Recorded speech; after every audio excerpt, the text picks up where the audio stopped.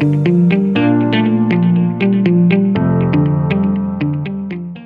I will be talking about multimodal integration using variational autoencoders. So first I will briefly describe the project I'm involved in because it's tightly bound to my PhD thesis. So just to give you a bit of a context to our long-term goals and why I will be talking about multimodal variational autoencoders. Then, since I don't know the background of the people here, so I will just very briefly summarize what variational autoencoders are and what they can do. How they can be used to integrate multiple modalities, what are the current approaches, and how these approaches are currently evaluated. And since this is a bit of a problem at the moment, like the evaluation is very unstable, I will talk about how we tackled this with proposing our toolkit and dataset, and what are our future plans. So the Miracle project that is led by Gabriela Stepanova is current grant project I'm involved in, and basically it's focusing on robotic actions. So usually nowadays when robots perform actions, these are manually pre-programmed usually, or they are specifically tailored to some specific type of action, and it's not very robust towards changing conditions and different environments. But we as humans, when we should perform some action, we usually are able to collect some information about the environment. We can see the environment, we can touch it, hear it. And based on that, we can adjust our behavior so that we can perform the action correctly. And this is what the project wants to do. We want to find a way for a robot to extract information from the environment, to collect the data, to integrate the data, create some representation, and to use this representation to act accordingly to the environment, which can change in any manner. So, and we want to apply it to imitation learning scenarios. So you can imagine a person, for example, stacking cubes and providing some information to the robot. So you have natural language description, you can provide RGB image, depth camera, tactile information, and so on. And you again want to integrate this data using some model and teach basically the robot to perform this action, so that later on you can just ask the robot to perform this action, but under different conditions. So stack the cube, but or stack a tower, but stack it with I don't know, cylinders instead of cubes, or do it in a different workspace or in a different order, and so on. And since the representation should be robust enough, the robot should be able to do it. And my part of work is here, so it's the multimodal integration. And for that I'm trying to use variational autoencoders because so far they seem to be the most suitable candidates for this, since they are generative models. They can be trained in an unsupervised manner.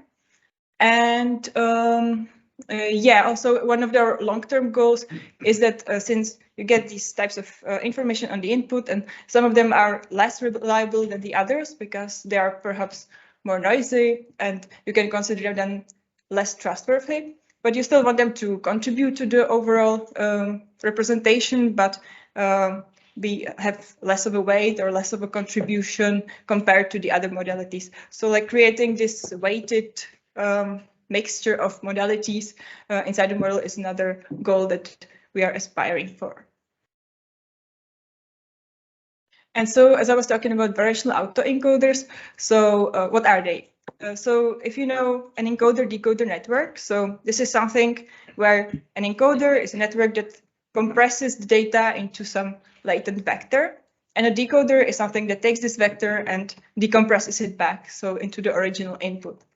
And variational autoencoders, basically they don't compress the data into vectors, but into distributions.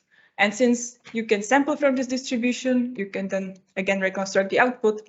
But the core advantage here is that the latent space is not represented by vectors, but by distributions. And so the latent space is continuous.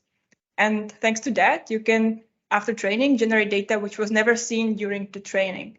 So if you can imagine you trained a model on 10,000 images of faces, after training, the autoencoder could only replicate the images that were seen before, but the variational autoencoder can generate new images which are somehow like interpolation of the images it saw, so new kinds of faces. Here it says a probabilistic encoder, but in fact this is a neural network which takes whatever comes on the input. It can be an image, a text, and the output from here is the parameters to a distribution. Usually this is a Gaussian distribution, so you have some, and it's a multi-dimensional, so multivariate Gaussian distribution. So you have like a vector of means and a vector of variances that describe this distribution. That's the output of the encoder. And you take this distribution, you generate some samples, and here is another neural network that takes these samples and learns to reconstruct the output. And this model is trained in an end-to-end manner using an objective function. And what I need to say now is just that this function has two terms. One is the reconstruction loss, which basically just forces the model to output something that is as close as possible to the input. So if it's an image, it should be as similar as possible to the input image. And the regularization loss it's a scale divergence. It's measuring basically distance between the distribution that is produced by the encoder and some unit Gaussian, which is some prior distribution which you expect the data to be in. And like this, in simply said, that's the thing that it forces the model to evenly cover the latent space, so that otherwise it could perhaps put all the data in some very small piece of the latent space, and the other parts would not be, there would be nothing, or it would produce nonsensical outputs. So this part of the loss is there just to make meaningful outputs. And so to make a better idea of what I'm talking about, here is a model after training. And if you say this was the model with 2 dimensions or 2-dimensional latent space. So like the encoder was always producing 2-dimensional distributions, and it was trained on the MNIST dataset, which probably everybody knows.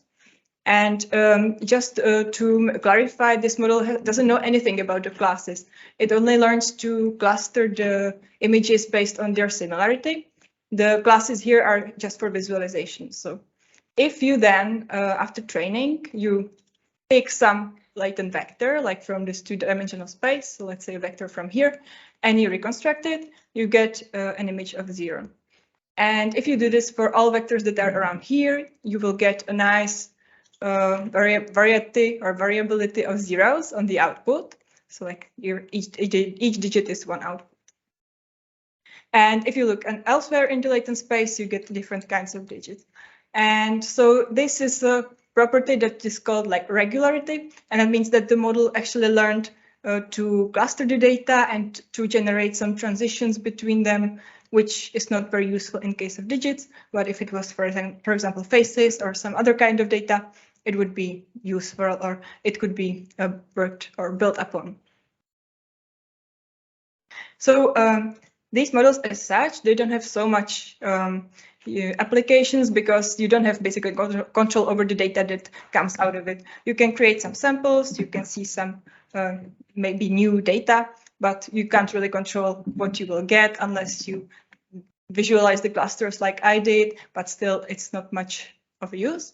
But right now it's being used, for example, for expanding small data sets. So if you have a neural network which needs more data than you actually have, you can train a variational autoencoder, which will generate new data, which is basically interpolation of the training set, and extend the data set a little bit. And then it will train a better network. Otherwise, you can perhaps use it for data augmentation. So if you train a variational autoencoder only on clean data, and then you provide noisy data, it will give you the closest digit that is clean, for example, like in this case. But other than that, it's not so useful. And that's why we have multimodal variational autoencoders. And that's what we are focusing on because we want to use it for the Miracle project to integrate the modalities from the environment. And so in this case, you have the variational autoencoder that doesn't use only one modality, but multiple data types. So here, for example, you want to learn a representation of an ocean. So you can get all kinds of inputs like visual input, tactile, sound of the ocean. And if it goes well, you will get a representation like this. And the main advantage is that then during testing, you should be able to only provide one modality, like, I don't know, image of an ocean, and it should be able to generate the remaining modalities like here. So if you just put in the image, you can get the tactile information or sound on the output. And this is something we are aspiring for, because then, for example, if you create representation of some action, you want to be able to provide, for example, only the natural language command, and the model should be able to recover or recall the action that led or that was executing this command. So that would be turning language into robotic action and so on. And currently, there are many multimodal variational autoencoders. So we were studying these in the past few years. And like here, this is just a small classification, or like a nice classification. But we are mainly focusing on the joint models. So that means here, these are just trying to align single variational autoencoders so that they are cooperating. But we want to learn a joint model that is able to represent data into some concepts or classes. So we really need to join the modalities that come on the input. And since during testing, we need to be able to handle missing modalities, so we are focusing on this part of the models. And like these are less scalable, I won't go into much detail, so we are mainly focusing on these models at the moment. And so I will just very quickly cover the, oh, it looks different on oh, okay, sorry. This will be a bit difficult. Never mind. So here are just the three major models which we are focusing on in the past, I don't know, year, which we are trying to compare.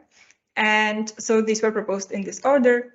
And basically, the main difference between them is how they are mixing the modalities in the latent space. So when you have multiple sensory inputs on the input, you have encoder networks which are specialized for these kinds of inputs, and from each encoder network you get a distribution. So if you have 5 modalities on the input, you get 5 distributions, but you need to somehow combine them into some joint representation that will be able or serve for the model to recover the data later on. And these approaches, how to combine them, are either you can create a product of the Gaussians or product of experts. Unfortunately, it's not visible here, but you can imagine here is a distribution of the first modality. Here you can see there will be a distribution of another modality, and you would multiply them and you would get something like a geometrical mean of these distributions. And this is like a joint representation. It's a joint distribution, which is then used by the decoders to recover the data. Alternative approach would be a mixture of experts. So you have, again, these distributions. We can see them better here now. But in this case, you don't multiply them, but you create a weighted mixture of these experts. So this is more like additive operations. So basically you create arithmetic mean of these distributions. So in this case, the representation of the two modalities would be like this black line. And both of them have some advantages and disadvantages. In this case, you basically preserve the information that is covered in each modality, but they don't benefit from one another. So if I only can see something and I can now also hear the sound, it should be somehow beneficial for me to, for example, to recognize something, right? But in this case, it doesn't really work that way because you basically just sum the distributions. Whereas in this case, if it was more visible, you could see that one of the Gaussians is more precise. So maybe I can't see something so well, but I can hear the sound of an animal, and then like by seeing it or hearing it more precisely, it can help me to categorize it. So here, actually, this way of combination of these distributions, it allows a better classification, let's say. And there is the last approach where they actually combine these two approaches to get the best of both of them. So they basically just combine those modalities to create products of experts, and then they summarize it. I won't go into too much details. I can go tell you later if you're interested, but these are just 3 main approaches which have been cited recently very much for the multimodal integration. And when we were trying to find out what the limits actually are, we found out that actually it's a big problem how to evaluate these models because they're generative. You really don't have so much control of what comes out of the models. And since it's some data which has never been seen before, is hard to evaluate, at least automatically, at least a little bit automatically, whether this data is good or not. And so what is it even like what we want from these models? And in one of these papers of one of these models, they try to propose like 4 criterion which should help us to find out how to look at these models. So what should they do? They should be able to capture some private versus shared information between the modalities.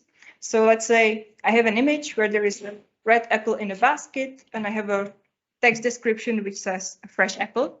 So like the shared information would be the red apple because it's in the image, it's also in the text. Whereas the shared private information would be like the basket, which is only in the image, and the word fresh is only in the text. It cannot be found out in the image. So this would be like private information. And so like good models, good multimodal variational autoencoders should be able to distinguish this somehow in the latent space. Another desired value or feature of these models should be that they should be able to perform joint generation. So as I was showing to you, when you take some latent vector from the model and you try to reconstruct the modality, so if you are reconstructing all modalities from this single point, they should be semantically matching. So if I look at the joint latent space and I say, okay, I will take this vector and I will reconstruct the image and the text out of it, I want it to be semantically matching, so it would be perhaps the image of the apple and the text saying it's an apple. And this should be, again, a feature. So it's not, by no means, it's granted that it will be like this, because sometimes it really doesn't get aligned, and aligning these modalities in the latent space is a big issue at the moment. Another feature is cross-generation. So this is what I was talking about before. So if I input only one modality, so natural language description, I want the model to generate a semantically matching modality, which is different. So if I put in the text, I want to have a semantically matching image, and vice versa. Of course, this can go with actions, with anything that I'm training the model for. And I'm showing the examples with 2 modalities, but you can have, or you should be able to have as many modalities as you need. You can, then it just gets, the model should be scalable to any amount. And synergies, so this means that basically if I add another modality to the model, it should be able to benefit from that and to use this information to create a better representation. So that's what I was talking about with the one of these models. And so how do they report the success? Or like how do they tell that their models are good? So basically, here you can see images, because most of these models are trained on MNIST or SVH and the MNIST dataset. I will describe the datasets later. But what you can do is you can make the model reconstruct some data. You can like tell it to generate some outputs, and you can look at the outputs and say, okay, this one is correct, this one is not correct. But you can't do it for too many samples, and it's not, since it's not automatic, it would either take very long time or it's not very reliable. So they are naturally trying to automate it.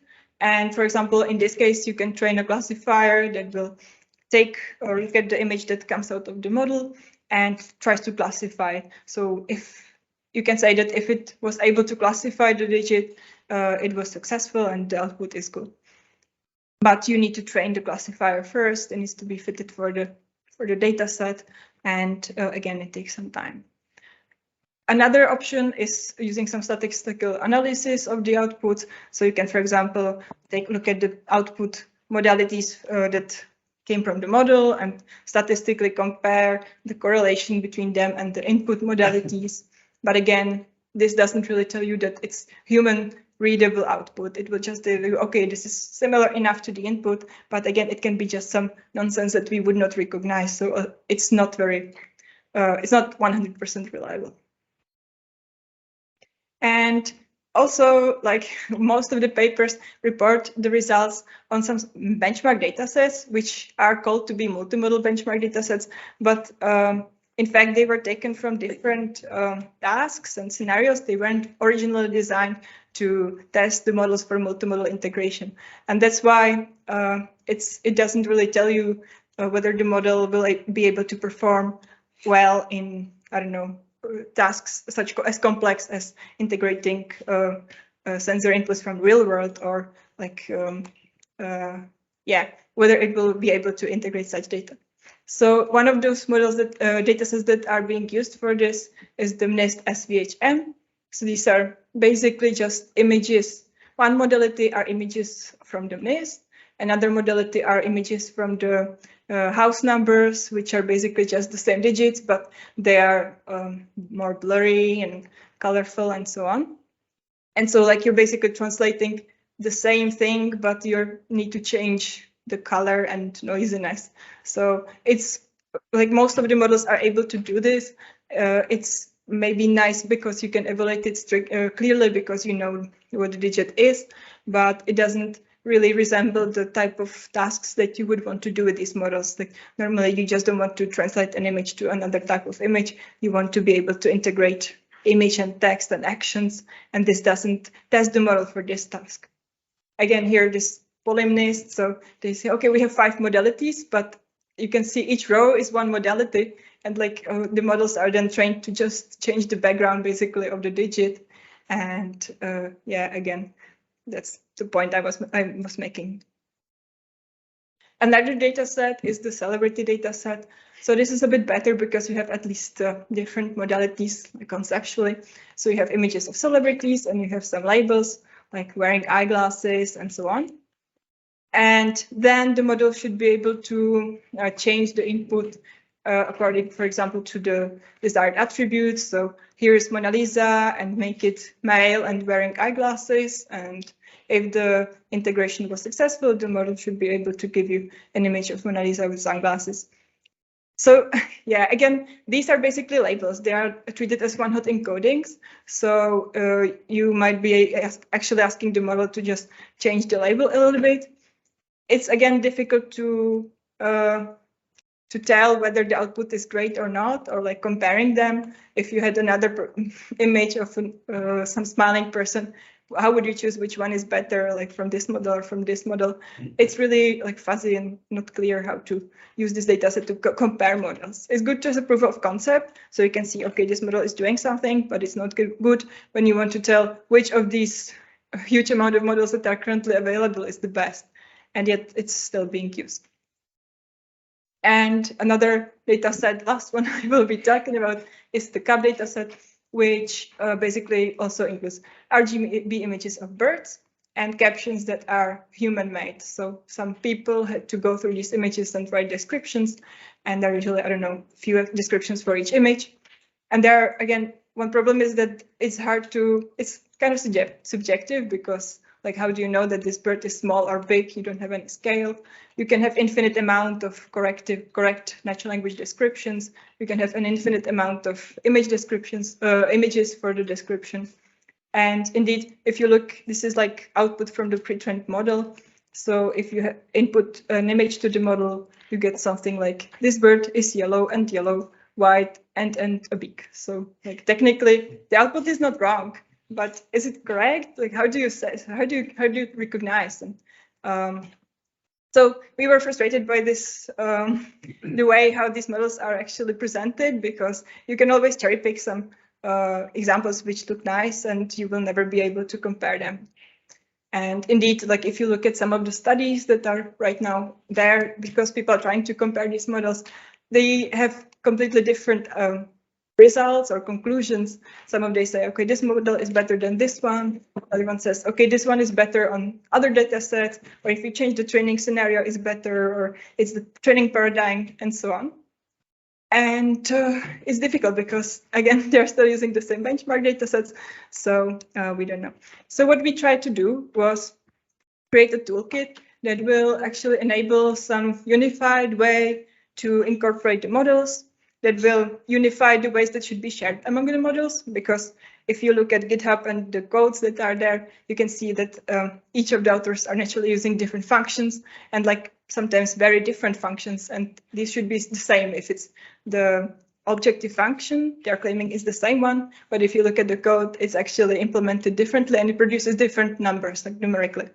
So we tried to make some modular toolkit that will enable you to have fixed whatever you want to have fixed, to configure anything you need and to only develop the model and only exchange the models so that you can prove, okay, this improvement is done by the mixing or modality mixing approach and not by the fact that I chose different reconstruction loss or different encoder and so on, which is not that relevant.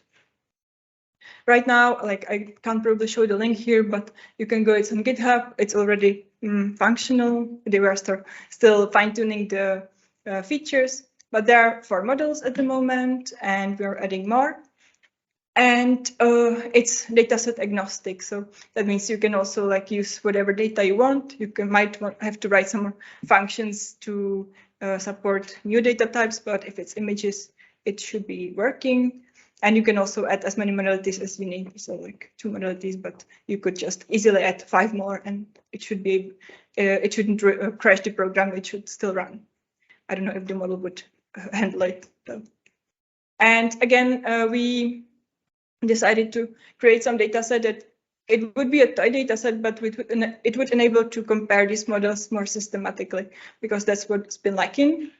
And we created the geometric shapes bimodal dataset, which basically comprises of images of the shapes or some geometric shapes and natural language descriptions, and it has gradual complexity. So you can see in the easiest way, we just have to combine the image of the shape and one word of the shape. In the most difficult level, we have like 5 features that are there like incorporated. So it's the color, shape, size, and position and background. And yeah, and in this data set, we treat the words actually not as one-hot encodings, but on the character level. So these would be, for each character, you have a one-hot encoding. So it's like more complex data than just single label. And since the data has a kind of a rigid structure, we are able to evaluate it automatically. So we have some simple functions that will tell you that whether the output for this image is correct, because you know what the output should be. You can also like put in just the text and look at the image, and you can easily classify it using some, I don't know, even simple computer vision functions, whether it has the properties which it should have. And we did some training and comparison of the models that are there right now. Here always is the input and some outputs from these models in these columns. And you can see that even like in the 3rd level, where you have 3 features, the models are failing, or at least some of them. And in level 5, for example, the natural language descriptions, probably not visible here, but they are really messy. So it's not like this problem is not solved, and it's quite a simple data set, but we need really something to distinguish the differences between the models, and this gradual complexity should be able to do it. Here, for example, we emphasize that how important it is to have the unified framework for the models, because in this, as I was talking in the beginning, you have this objective function, and it has this reconstruction loss term, and it should measure the difference between the output and the input. And you can use basically, for images, you can either use binary cross entropy, or you can calculate the negative log likelihood. So you have this more probabilistic approach. And these models are different implementations of this reconstruction loss function. And when we train both models with both functions, you can see that actually it really matters which one you choose, because if you choose negative log likelihood, this model is really fails completely. This one is a little bit distorted, but not too much. But if you choose the other reconstruction loss term, it produces already quite okay-ish results. So, and of course, in the paper of this model, they were comparing this model trained on this loss function compared to this one, so it was naturally performing far worse, but it's an implementation matter. It's not like that the model is inherently worse. And also what the toolkit is able to do, it will give you some nice visualizations of what the model is learning inside. So this is a TSNE visualization of the latent space, and it was trained on level 4 of our data set. So there were like 4 features that it had to distinguish. And the ideal thing you would like to see is how it was able to cluster the features in the latent space, whether it's able to recognize the different features and align the data according to these features. And you can see, like in this case, it first clustered the data according to the background colors. So this would be like black and white background. Inside these clusters, it was able to cluster the size of the shape. Here it was able to create smaller clusters according to the color, and here according to the shape. So this is like something you would like to see in the model. This proves that it's working, and it's working the way it should. And yeah, so we are using these types of visualizations now to develop our own model, because that was the original goal in the first place, to make a model that will be able to outperform these models, but also to be used for the real-world robotics scenario, where you can integrate actions, sounds, and so on.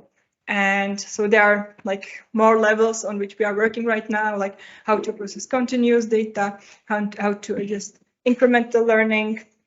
And we have this like broken into smaller sub-projects which we are working on. And in the end, we will hopefully come up with a model that will be able to perform the multimodal integration. And yeah, so like right now I can't present the model because it's still in progress. But so far there's this toolkit and the dataset, which we hope will get published soon, so that anybody can use it to implement their own models in the future. So that's it. Thank you.